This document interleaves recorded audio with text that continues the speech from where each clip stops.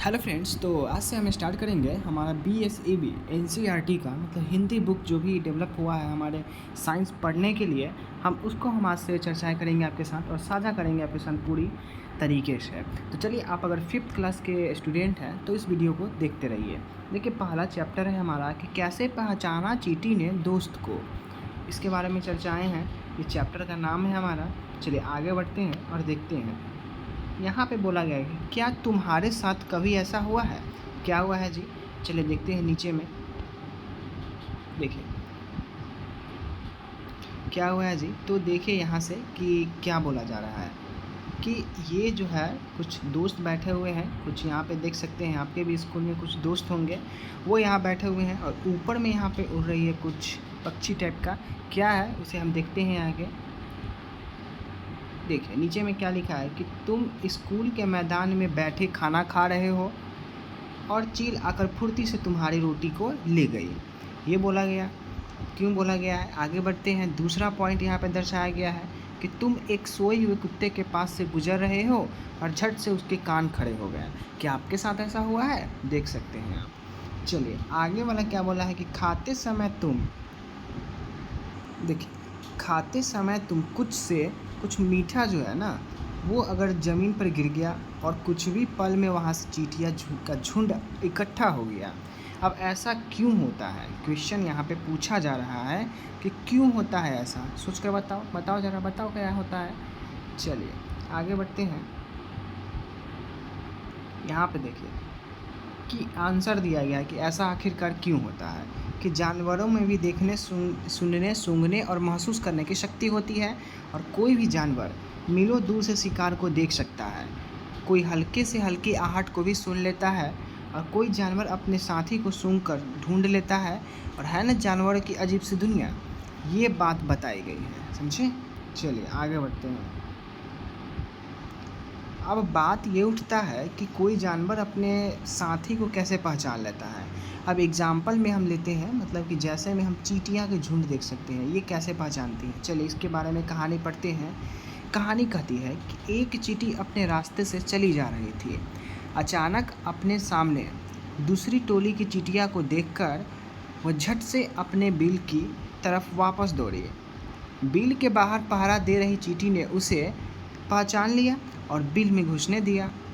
चलिए अब क्वेश्चन क्या बनता है कि सोचो और बताओ कि इस चींटी को कैसे पता चला कि सामने वाली चींटियाँ दूसरी टोली की है। क्वेश्चन नंबर 1 हुआ। क्वेश्चन नंबर दूसरा क्या बोला है कि पहरेदार चींटी को इस चींटी को कैसे पहचाना। पहरेदार चींटी जो पहरा दे रही थी उसने इस चींटी को कैसे पहचाना। ये बात कैसे पहचाना, ज़रा सोचिए। चलिए आगे देखिए। करके देखो और लिखो। क्या क्या करना है जी? क्वेश्चन है कि चींटी के कुछ दाने, गुड़ या कोई मीठी चीज़ ज़मीन पर रखो। अब इंतज़ार करो कि चींटी के आने का। अब देखो कि क्या होता है, ये आपको करना है। चींटी कितनी देर में आई, ये लिखना है कि 10 मिनट में आए, 5 मिनट में आए, ये चीज़ यहाँ लिखना है आपको। क्या सबसे पहले एक चींटी आई या फिर सारा झुंड इकट्ठा हो गया, वो लिखना है कि क्या एक चींटी आया या झुंड आया। चलिए अगला क्वेश्चन है कि चींटी खाने की चीज़ का क्या करती है। जो चीनी आपने गिराया, गुड़ गिराया, वो चींटी उसका क्या करती है, वहाँ पे लिख देना है। खाती है उसको या उठा के ले जाती है। चलिए यहाँ पे क्या बोला जा रहा है कि वे उस जगह से कहाँ जाती है, वो आपको दिखना है कि चींटियाँ कहाँ जाती है वहाँ से। इसका आंसर देना है। क्या वे एक दूसरे के पीछे कतार में चलती है? अगर हाँ तो हाँ, ना तो ना। चलिए अब हम जो है ये सारी जो प्रक्रियाएं हमने ऊपर से पढ़ी हैं, तो ये बताइए कि आखिर ये होता क्यों है, उसके बारे में चर्चाएं करनी है। तो अब ये बात ध्यान से देखिएगा। अब ये ध्यान से, बिना किसी चींटी को नुकसान पहुंचाए उस कतार के बीच में पेंसिल से कुछ देर चींटियों का रास्ता रोक लीजिए। ऐसा कीजिए। अब देखिए कि चींटियाँ कैसे चलती है। पहले लाइन में देखिए, पहले यहाँ से देखिए कि झुंड में चल रही थी। अब बीच में पेंसिल रख दीजिए। अब पेंसिल रख दिए तब देखिए कि क्या होता है, चींटी का कतारें कहाँ जाती है, वो करना है। बहुत साल पहले एक वैज्ञानिक ने इसी तरीके के कई प्रयोग किए हैं। वे इस नतीजे पर पहुँचे कि चींटियाँ चलते समय ज़मीन पर कुछ ऐसा छोड़ती है जिसे सूंघकर पीछे आने वाली चींटियाँ को रास्ता मिल जाती है। अब एक पॉइंट नोट कीजिएगा यहाँ से कि चलते समय कुछ ऐसी छोड़ती है, ठीक है। अब उस गैस का नाम नहीं दिया गया है कि क्या छोड़ती है, लेकिन वो लोग एक दूसरे के पीछे गैस एक रिसाव का छोड़ते हैं, जिस कारण से चींटियाँ एक अपने झुंड में चलती है। तो क्वेश्चन ये निकल कर आया। चलिए जी, आगे है क्या कि क्या आप बता सकते हो जब तुमने पेंसिल से चींटियों का रास्ता रोका तब उनके ऐसे व्यवहार का कारण क्या था, कि उन्होंने पेंसिल के ऊपर से चला, पेंसिल के बगल से चला, या पेंसिल के आगे बढ़ नहीं पाए, ये चीज़ बताना है। तो देखिए क्वेश्चन क्या बोलता है आंसर, कि कुछ नर कीड़े मकोड़े अपनी मादा कीड़े की गंध से उसकी पहचान कर लेते हैं। आंसर ये दिया गया है। क्या दिया गया है, जब चींटी कतार में चल रही थी तो क्या हुआ, सो देखिए कि कुछ नर कीड़े मकोड़े अपनी मादा कीड़े की गंध से पहचान कर लेते हैं कि वो कहाँ जा रही है, ये कारण था। अब दूसरा क्वेश्चन है कि क्या तुम कभी मच्छरों से परेशान हुए हो, यानी मच्छर आपको कभी परेशान किया है। सोचो कि उन्हें कैसे पता चला होगा कि तुम कहाँ हो, मतलब कि आप अगर कहीं सोए हुए हैं तो मच्छर को कैसे पता कि आप वहीं पे हैं, ठीक है। तो उसकी यहाँ पे देखिए कि इंटरेस्टिंग मोड है यहाँ पे कि उनकी क्या पीछे का वजह है आखिरकार।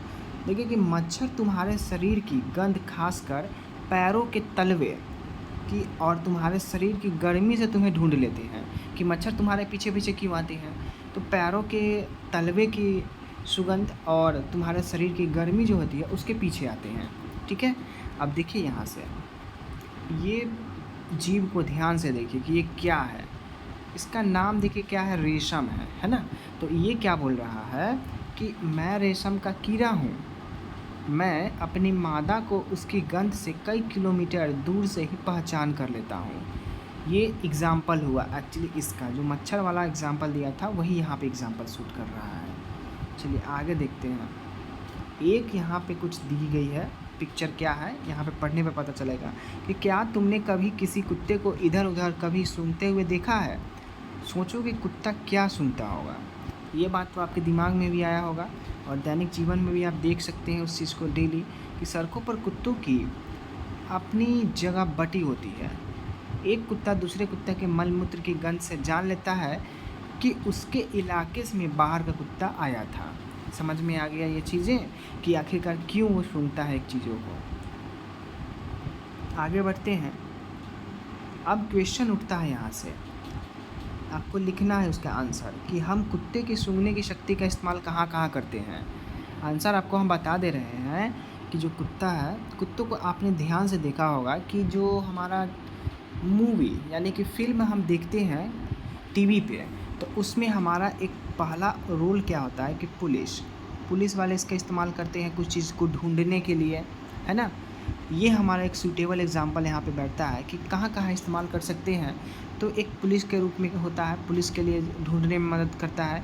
एक हम अपने घर में इसको क्या करते हैं, पालते हैं, तो उसके लिए कर सकते हैं उपयोग, ठीक है। पालते के क्या मतलब है, तो घर में मान लेते हैं कि कोई भी अनजान व्यक्ति आता है तो उसकी सुगंध से पहचान लेता है कि ये हमारे घर का मेंबर सदस्य नहीं है।